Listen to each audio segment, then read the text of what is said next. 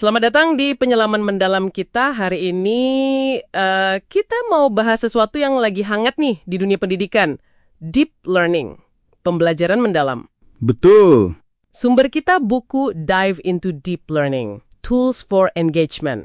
Ini dari Joanne Quinn dan teman-temannya. Ya, timnya. Dan ini bukan cuma teori kan, katanya sih panduan praktis banget buat langsung dicoba. Benar sekali. Ini bukan sekedar wacana. Oke, jadi misi kita buat Anda hari ini, ngerangkum intinya deep learning itu apa, dan gimana buku ini bisa jadi semacam toolkit buat Anda. Siap? Mari kita mulai. Siap. Nah, buku ini sendiri lahir dari kemitraan yang cukup intensif ya. Ada lebih dari 1.500 sekolah di 8 negara yang terlibat. Wow, banyak juga ya? Iya. Dan ini sebenarnya respons atas kondisi yang ya bisa dibilang genting. Banyak siswa merasa sekolah itu kok makin gak relevan gitu. Sering denger sih itu. Datanya juga nunjukin, tingkat keterlibatan siswa itu turun drastis loh dari kelas 5 ke kelas 10. Ditambah lagi, stres dan kecemasan siswa makin naik. Nah, deep learning ini ditawarkan sebagai, semacam solusi atau jalur alternatif. Oke, jadi deep learning ini apa sih sebenarnya? Kalau dari buku ini definisinya gimana? Biar nggak sekedar buzzword aja. Nah, buku ini menggambarkannya simple tapi dalam. Katanya, deep learning itu pembelajaran berkualitas yang benar-benar nempel seumur hidup. Nempel seumur hidup, oke. Gimana caranya? Kuncinya, kata mereka, lewat pengembangan 6 kompetensi global. Mereka singkat jadi 6C. 6C, 6 kompetensi. Apa aja tuh isinya? Dan apa bedanya sama daftar keterampilan abad 21 yang udah sering kita dengar? Kayaknya mirip-mirip. Nah, ini dia menariknya. 4C pertama mungkin familiar ya. Ada collaboration, kolaborasi, terus communication, komunikasi. Ya, kerja tim, ngomong efektif. Betul. Lalu creativity, kreativitas, sama critical thinking, berpikir kritis.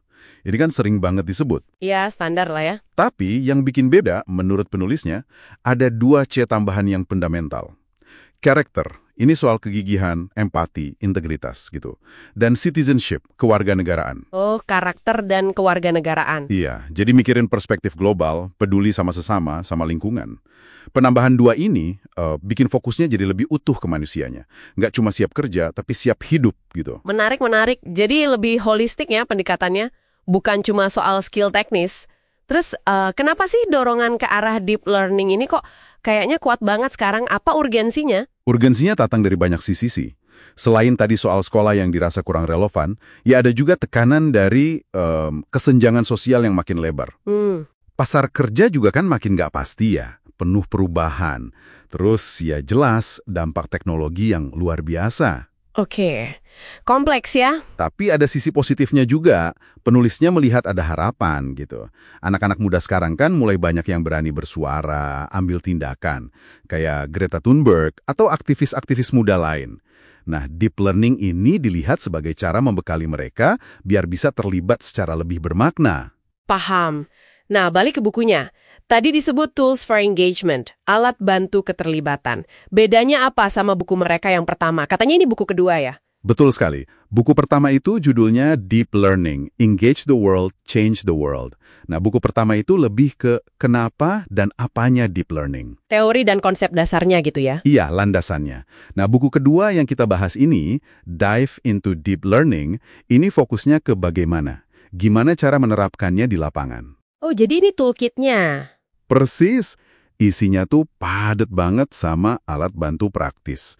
Ada strategi ngajar, ada protokol buat diskusi kelompok, contoh-contoh nyata dalam bentuk cerita pendek atau vignettes. Vignettes, oke. Ada rubrik penilaian juga, lengkap lah pokoknya.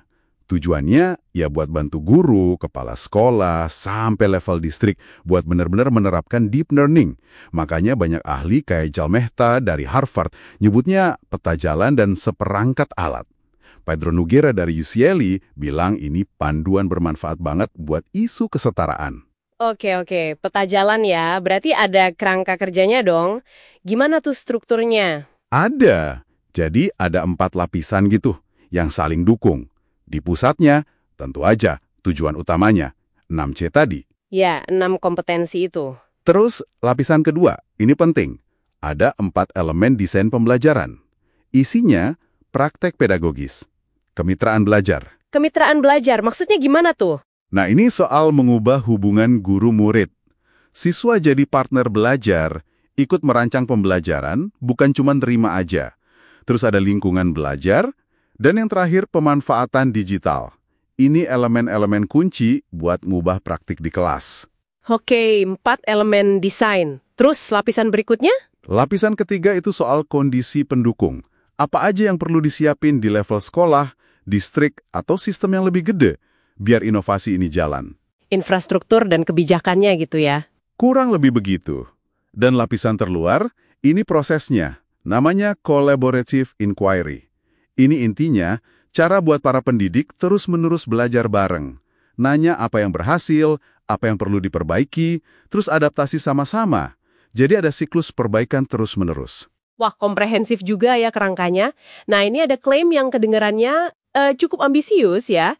Katanya deep learning ini nggak cuma soal naikin nilai akademis, tapi juga bisa mengatasi masalah kesejahteraan atau well-being siswa, dan juga isu kesetaraan atau equity.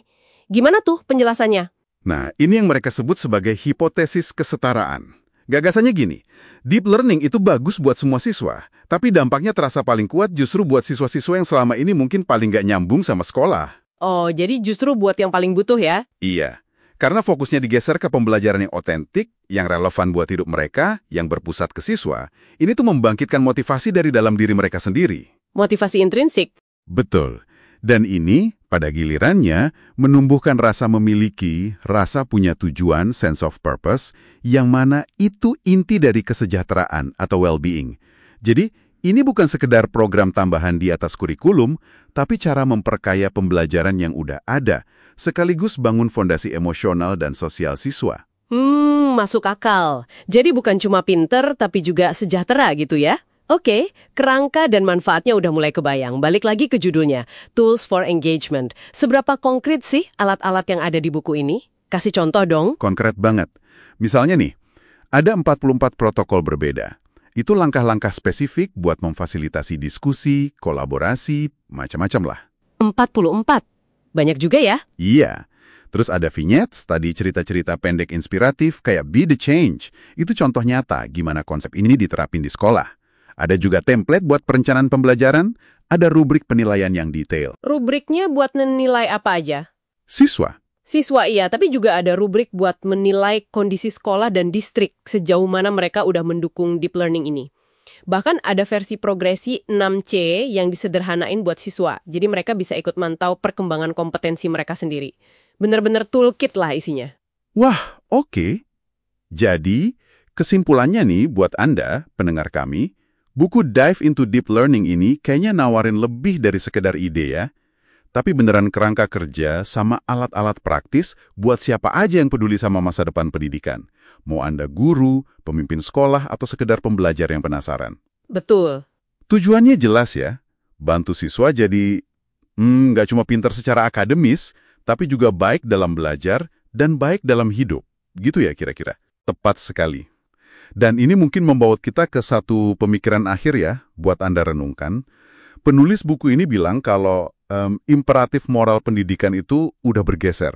Bergeser gimana maksudnya? Dulu kan fokus utamanya mungkin naikin standar akademik, tutup kesenjangan nilai. Sekarang katanya definisi sukses dalam pendidikan itu udah meluas, mencakup pembelajaran dan keterhubungan soal identitas siswa, kesejahteraan mereka, kemampuan mereka buat bertindak di dunia nyata sebagai satu kesatuan kapasitas yang utuh. Jadi nggak terpisah-pisah lagi? Iya. Nah pertanyaannya, buat kita semua, buat Anda renungkan, gimana kalau kita mulai melihat kesejahteraan siswa dan kapasitas mereka buat terlibat dengan dunia dan mengubah dunia, itu sebagai sesuatu yang paling nggak sama pentingnya dengan angka di rapot. Atau bahkan mungkin lebih fundamental. Coba pikirkan deh implikasinya.